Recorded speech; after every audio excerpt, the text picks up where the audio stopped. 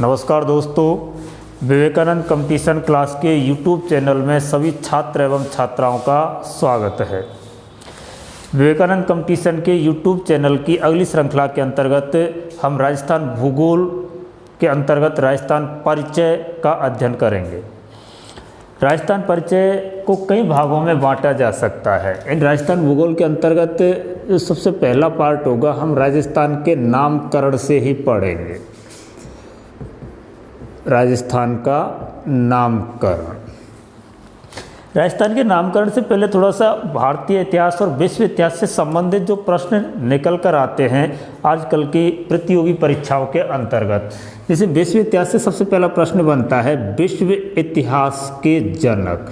बहुत महत्वपूर्ण प्रश्न है और हर एग्जाम में पुटअप होता रहता है। विश्व इतिहास का जनक। विश्व इतिहास का जनक कहा जाता है हेरोडोटस को, यानी विश्व इतिहास का जो जनक है हेरोडोटस।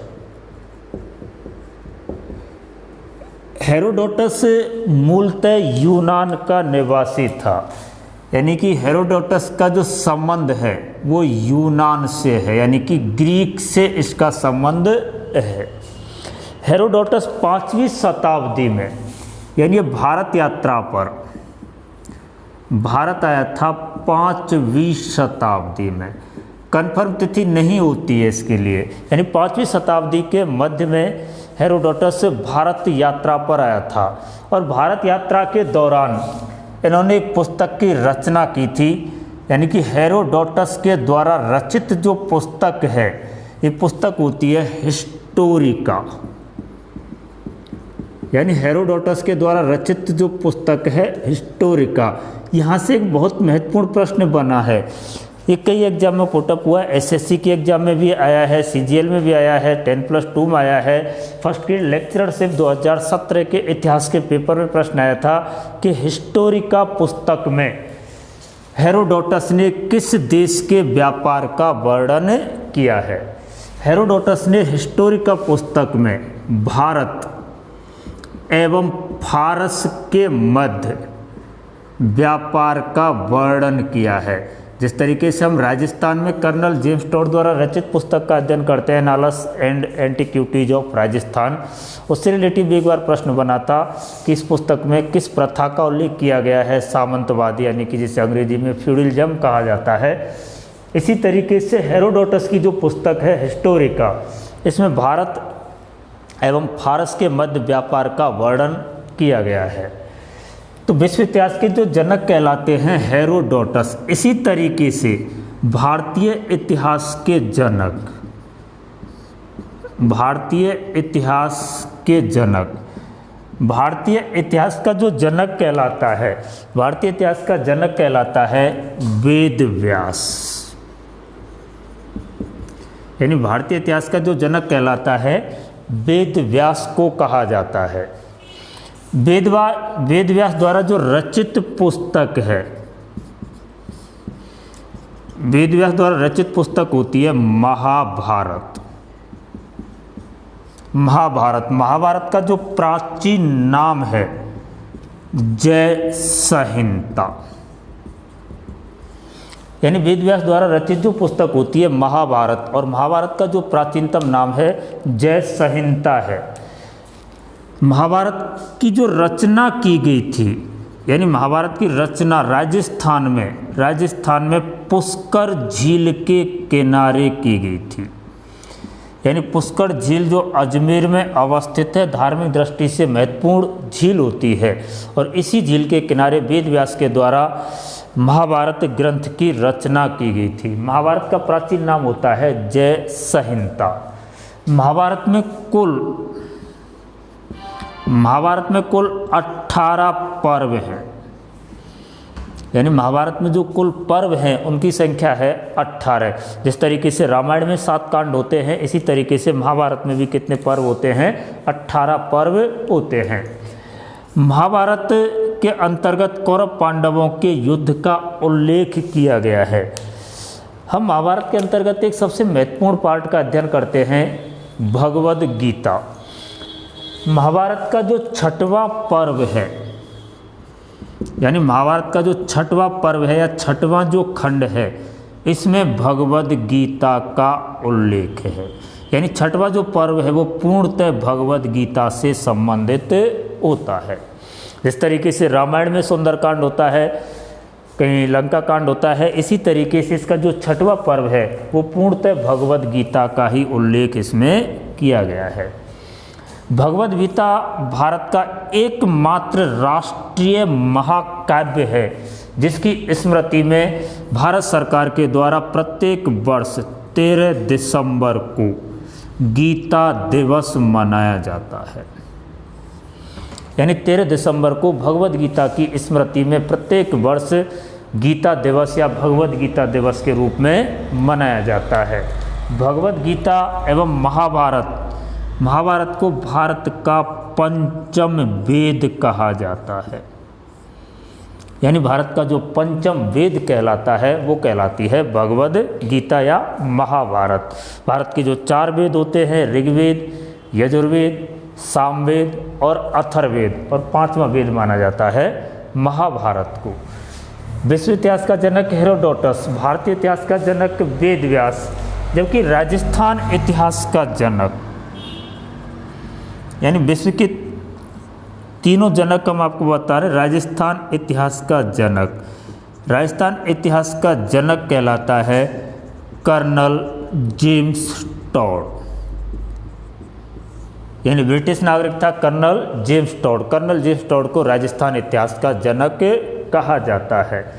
कर्नल जेम्स टॉड द्वारा रचित महत्वपूर्ण पुस्तक है the annals and antiquities of Rajasthan.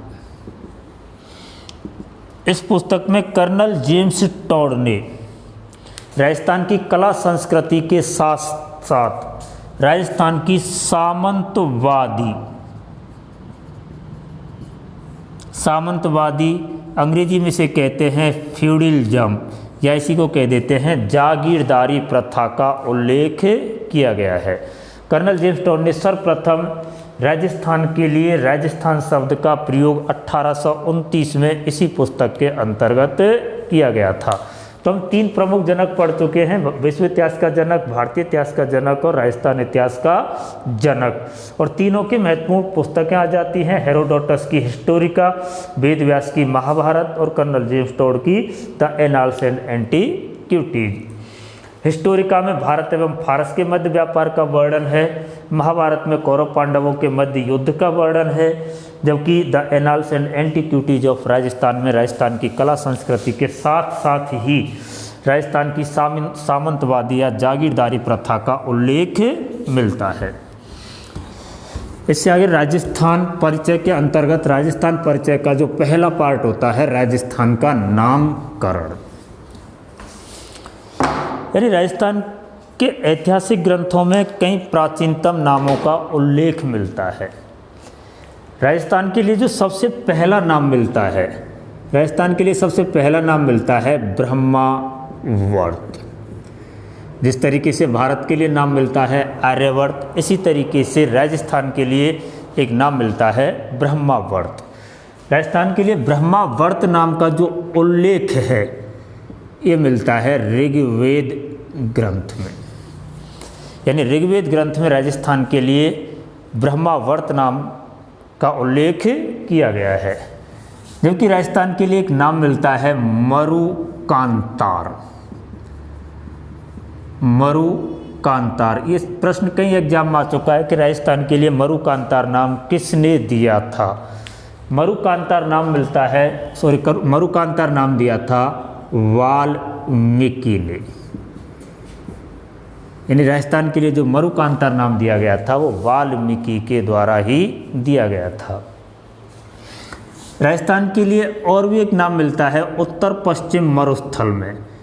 यानी राजस्थान का जो उत्तर पश्चिमी मरुस्थल है इसके लिए एक नाम मिलता है गुर्जरात्रा प्रदेश। अब ये शब्द आता है कि गुर्जरात्रा प्रदेश राजस्थान के उत्तर पश्चिम मरुस्थलीय क्षेत्र के लिए किसके द्वारा नाम दिया गया था। ये गुर्जरात्रा प्रदेश नाम दिया गया था ह्वेनसांग के द्वारा, ह्वेनसांग के द्वारा। यानी राजस्थान का जो उत्तर पश्चिम मरुस्थलीय प्रदेश होता है इसको गुर्जरात्रा प्रदेश नाम दिया गया था ह्वेनसांग ने। ये ह्वेनसांग था कौन और कहाँ से आया था? ह्वेनसांग चीनी यात्री था। ये चीनी यात्री था जो 629 ईस्वी में भारत यात्रा पर आया था। यानी ह्वेनसांग चीनी यात्री था जो 629 ईस्वी में भारत यात्रा पर आया था और इस समय भारत में शासन था हर्षवर्धन का। यानी कि ये प्रश्न बहुत बार पूछा गया है कि चीनी यात्री ह्वेनसांग भारत में किसके शासन काल में आया था? तो ये हर्षवर्धन के शासन काल में भारत यात्रा पर आए थे। ह्वेनसांग का भारत आने का उद्देश्य, इसका जो भारत आने का उद्देश्य था बौद्ध धर्म की शिक्षा ग्रहण करना। यानी चीन से भारत बौद्ध धर्म की शिक्षा ग्रहण करने के उद्देश्य से भारत आया था। ह्वेनसांग के द्वारा जो बौद्ध धर्म की शिक्षा ग्रहण की थी, इन्होंने शिक्षा ग्रहण की थी नालंदा विश्वविद्यालय में। नालंदा विश्वविद्यालय जो वर्तमान बिहार में है, उस समय मगध में था। यानी नालंदा विश्वविद्यालय के अंतर्गत इन्होंने बौद्ध धर्म की शिक्षा ग्रहण की थी जो वर्तमान बिहार में स्थित होता है। चीनी यात्री ह्वेनसांग ने अपना यात्रा वृत्तांत, यानी इन्होंने एक पुस्तक की रचना की थी CU की। यानी चीनी यात्री ह्वेनसांग के द्वारा रचित जो पुस्तक है या साहित्यिक ग्रंथ है वो होता है CU की। ह्वेनसांग को कई उपनाम दिए गए थे। ह्वेनसांग का जो उपनाम होता है इन्हें कहा जाता है यात्रियों का राजकुमार, यात्रियों का राजकुमार। इनको एक नाम दिया गया था योवांग चांग। इन्हीं को कहा गया था नीति का पंडित और इन्हीं को एक नाम और दिया गया था शाक्य मुनि। ह्वेनसांग के कई उपनाम होते हैं, यात्रियों का राजकुमार, युवांग चांग, नीति का पंडित और शाक्य मुनि कहा गया था। तो ह्वेनसांग के द्वारा केवल राजस्थान के उत्तर पश्चिम मरुस्थलीय क्षेत्र को ही नाम दिया गया था गुर्जरात्रा प्रदेश। इसके बाद राजस्थान के लिए जो अगला नाम मिलता है, राजस्थान के लिए एक नाम मिलता है राजस्थानीय। राजस्थानीय, राजस्थान के लिए राजस्थानीय जो नाम मिलता है, ये राजस्थानी नाम मिलता है चित्तौड़गढ़ शिलालेख में। चित्तौड़गढ़ शिलालेख में, यानी राजस्थानी नाम का जो उल्लेख मिलता है चित्तौड़गढ़ शिलालेख के अंतर्गत मिलता है। जबकि राजस्थान के लिए एक नाम मिलता है राजस्थानादित्य। राजस्थानादित्य, राजस्थानादित्य नाम का उल्लेख मिलता है बसंतगढ़ शिलालेख। बसंतगढ़ शिलालेख सिरोही, ये बसंतगढ़ शिलालेख सिरोही में 682 विक्रम संवत 682 या 625 ईस्वी का है। यानी विक्रम संवत 682 या 625 ईस्वी का शिलालेख होता है। यह बसंतगढ़ शिलालेख चावड़ा राजपूतों से संबंधित है या चावड़ा वंश से संबंधित है। तो राजस्थान के लिए राजस्थानीय नाम मिलता है चित्तौड़गढ़ शिलालेख में, जबकि राजस्थानादित्य नाम मिलता है बसंतगढ़ शिलालेख सिरोही में। इसके बाद राजस्थान के लिए जो नाम मिलते हैं, राजस्थान के लिए एक नाम मिलता है राजपूताना। बहुत महत्वपूर्ण शब्द होता है ये और बहुत एग्जाम में आता है। राजपूताना, राजस्थान के लिए राजपूताना नाम दिया था जॉर्ज थॉमस ने। 1800 ईस्वी में। जॉर्ज थॉमस द्वारा राजस्थान के लिए दिया गया जो नाम है राजपूताना 1800 ईस्वी में। लेकिन ये जॉर्ज थॉमस था कौन, कहाँ से आया और राजस्थान कब आया था, ये जानना भी अति आवश्यक है।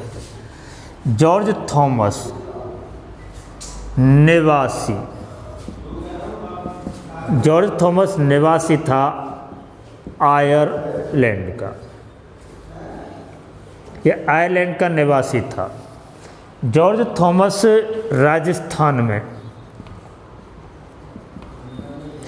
1758 में शेखावाटी में आया था। राजस्थान में सर्वप्रथम कहाँ आया था? 1758 में शेखावाटी प्रदेश में आया था। जॉर्ज थॉमस की मृत्यु राजस्थान के बीकानेर जिले में हुई थी, यानी इसकी मृत्यु भी कहाँ हुई थी? राजस्थान के बीकानेर जिले में। जॉर्ज थॉमस भारत में ग्वालियर के मराठा शासक, ग्वालियर का मराठा शासक था दौलत राव सिंधिया। ये दौलत राव सिंधिया का अंग्रेजी कमांडर था, यानी भारत में ग्वालियर के मराठा शासक दौलत राव सिंधिया का अंग्रेजी कमांडर था। जब ये राजस्थान आया तो इसने राजस्थान के भ्रमण के दौरान मौखिक रूप से राजस्थान को राजपूतों की रियासत होने के कारण इसने राजस्थान के लिए एक नाम दिया था राजपूताना। इनके द्वारा दिए गए नाम का उल्लेख, या हम ये कह देते हैं राजपूताना शब्द का उल्लेख, राजपूताना शब्द का जो उल्लेख किया गया था वो किया गया था 1805 में। 1805 में इनके मित्र थे एक जॉर्ज थॉमस के, विलियम फ्रैंकलिन। विलियम फ्रैंकलिन के द्वारा एक पुस्तक की रचना की गई थी, और ये पुस्तक की रचना की गई थी द मिलिट्री मेमोयर्स।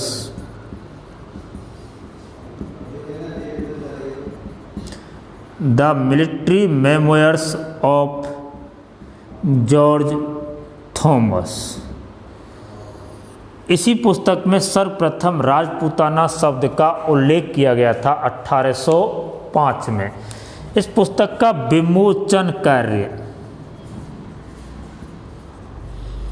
यानी पुस्तक का विमोचन कार्य किया गया था लॉर्ड वेलेजली के द्वारा, यानी लॉर्ड वेलेजली के द्वारा इस पुस्तक का विमोचन किया गया था।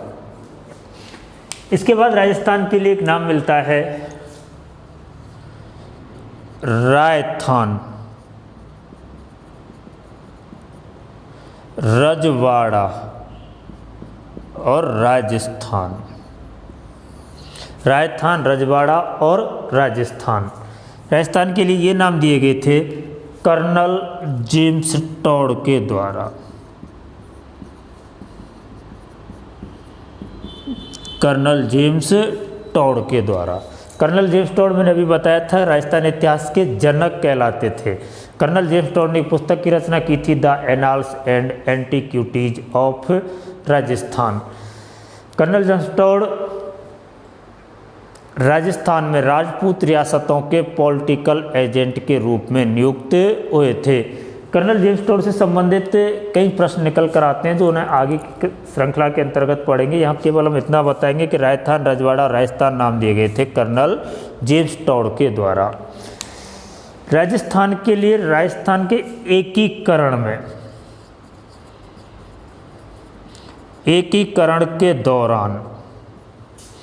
एकीकरण के दौरान सर्वप्रथम राजस्थान शब्द का प्रयोग, यानी एकीकरण के दौरान राजस्थान के लिए सर्वप्रथम राजस्थान शब्द का जो प्रयोग किया गया था वो किया गया था द्वितीय चरण में 25 मार्च 1948 को। यानी एकीकरण के दौरान राजस्थान के लिए सर्वप्रथम जो राजस्थान शब्द का प्रयोग किया गया था वो किया गया था 25 मार्च 1948 को द्वितीय चरण के दौरान। जबकि राजस्थान के लिए संवैधानिक नाम, राजस्थान के लिए जो संवैधानिक नाम मिला था राजस्थान, वो मिला था 1 नवंबर 1956 को, जिस दिन राजस्थान का एकीकरण पूर्ण हुआ था। उस समय राजस्थान के लिए राजस्थान नाम मिला था संवैधानिक रूप से 1 नवंबर 1956 को पी सत्यनारायण राव समिति की अनुशंसा पर। यानी इस तरीके से राजस्थान के विभिन्न चरणों के विभिन्न विद्वानों के द्वारा या विभिन्न क्षेत्रों के आधार पर राजस्थान के लिए जो नामकरण हुए थे, इस तरीके से राजस्थान का नामकरण होकर 1 नवंबर 1956 को राजस्थान आधुनिक स्वरूप में प्राप्त हुआ था। तो राजस्थान के लिए प्राचीनतम नामों से आगे या हम अगली श्रृंखला के अंतर्गत जो पढ़ेंगे, इसमें राजस्थान परिचय के अंतर्गत राजस्थान का भौगोलिक विस्तार, राजस्थान का क्षेत्रफल, राजस्थान का भारत में स्थान, राजस्थान की सीमा, राजस्थान की परिधि, राजस्थान के जिलों का निर्माण कब, कैसे और किस स्थिति में हुआ था। तो यहाँ तक केवल राजस्थान के नामकरण का अध्ययन करेंगे और उसके बाद राजस्थान परिचय के अंतर्गत राजस्थान का भौगोलिक विस्तार का अध्ययन करेंगे।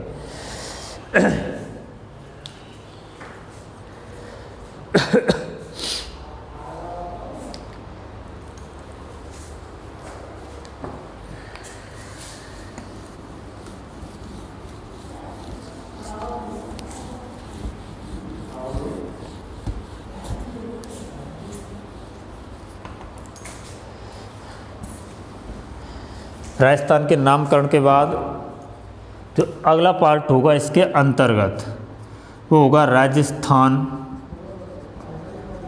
की भौगोलिक स्थिति। राजस्थान की भौगोलिक स्थिति, राजस्थान की जो भौगोलिक स्थिति है, राजस्थान भारत के मानचित्र पर उत्तर पश्चिम में अवस्थित होता है। राजस्थान या हम भारत के बारे में कहें तो राजस्थान या भारत विश्व का जो प्राचीनतम खंड होता है गोंडवाना लैंड और टेथिस सागर के अवशेष के रूप में होता है। राजस्थान और भारत में अंगारा लैंड के कोई साक्ष्य नहीं पाए गए हैं, यानी अंगारा लैंड के राजस्थान में कोई भी साक्ष्य नहीं पाए गए हैं। राजस्थान का उत्तर पश्चिम मरुस्थलीय प्रदेश तथा पूर्वी मैदानी प्रदेश अवशेष माने जाते हैं टेथिस सागर के। यानी राजस्थान का उत्तर पश्चिम मरुस्थलीय प्रदेश तथा पूर्वी मैदानी प्रदेश अवशेष माने जाते हैं टेथिस सागर के, तथा राजस्थान का अरावली पर्वतीय क्षेत्र और पठारी प्रदेश को अवशेष माना जाता है गोंडवाना लैंड का। राजस्थान की इस भौगोलिक स्थिति का अध्ययन हम कल अगली कड़ी के अंतर्गत या राजस्थान के परिचय के भाग 2 के अंतर्गत अध्ययन करेंगे। धन्यवाद।